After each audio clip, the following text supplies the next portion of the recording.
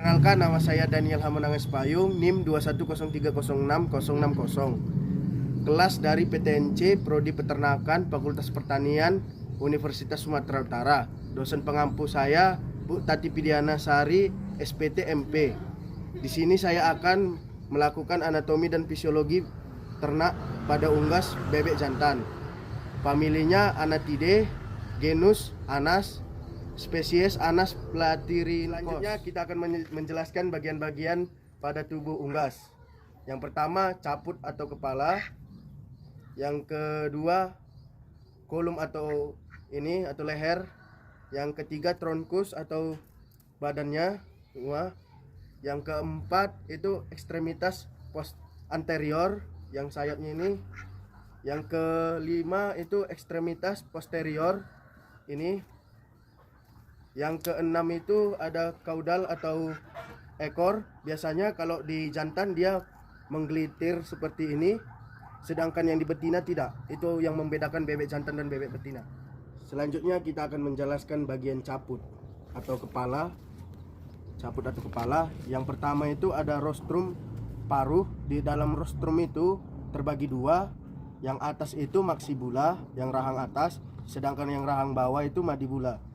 Kemudian nares anterior pada lubang hidung, nares anterior pada lubang hidung.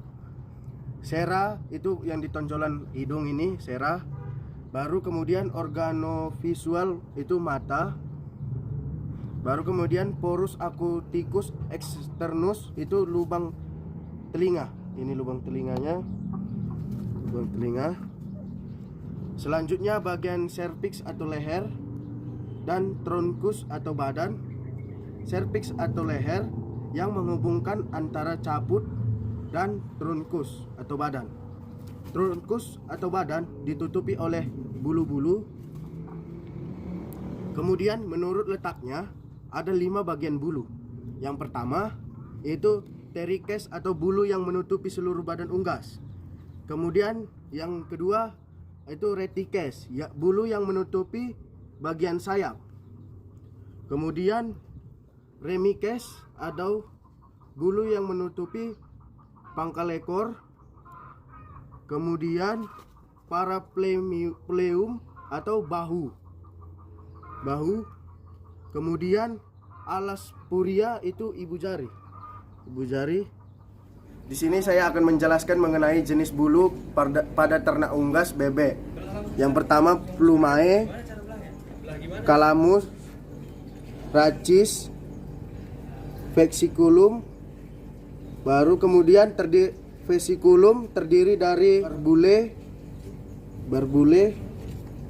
Kemudian vesikul baru proximal, rachis. Kemudian calamus yang melekat pada kulit unggas bebek. Dua plumule seperti plumule, tetapi calamusnya lebih pendek, barbulenya lebih pendek. Yang ketiga filuplunae, bentuknya seperti pohon rindang. Tidak dapat barbule pada ujung bulunya. Di sini saya akan menjelaskan mengenai sistem pernapasan pada bebek. Yang pertama, udara masuk melalui nares anteriores, kemudian ke trakea, lalu ke laring, kemudian masuk ke bronkus. Bronkus merupakan dua percabangan antara dua pulmo, dan terakhir adalah jantung. Di sini saya akan menjelaskan mengenai fungsi testis. Walaupun tidak masuk ke dalam sistem pernapasan, fungsi testis menghasilkan hormon kelamin. Jantan disebut androgen dan sel gamet jantan disebut sperma. Di sini saya akan menjelaskan mengenai sistem pencernaan pada bebek. Yang pertama, cavum oris atau mulut, lalu dilanjutkan ke esofagus. Selanjutnya esofagus atau tenggorokan. Selanjutnya masuk ke crop atau tembolok, fungsinya tempat sementara menyimpan makanan. Selanjutnya masuk ke proventriculus. Berikut ada verticulus atau gijat. tempat dihaluskannya makanan. Lalu berikutnya ada intestinum teneu atau usus halus, terbagi menjadi 3 bagian. Yang pertama duodenum, jejunum, dan ileum.